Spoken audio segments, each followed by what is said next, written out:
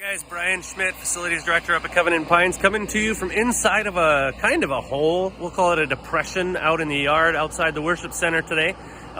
This area that I'm standing in is actually going to be where we'll be having our septic tank installed for the building.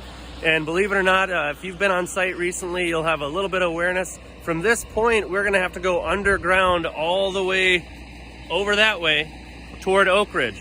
And this is going to get tied in all the way to the septic system back there. There's a ton of stuff happening today on site. Septic's not one of them. That'll be coming up here soon. But what we do have on site is we've got stone workers starting to install the materials for the rock that will be going around the base of the building, as well as up on the chimney. We've got pipe fitters who are finishing up work on the sprinkler system.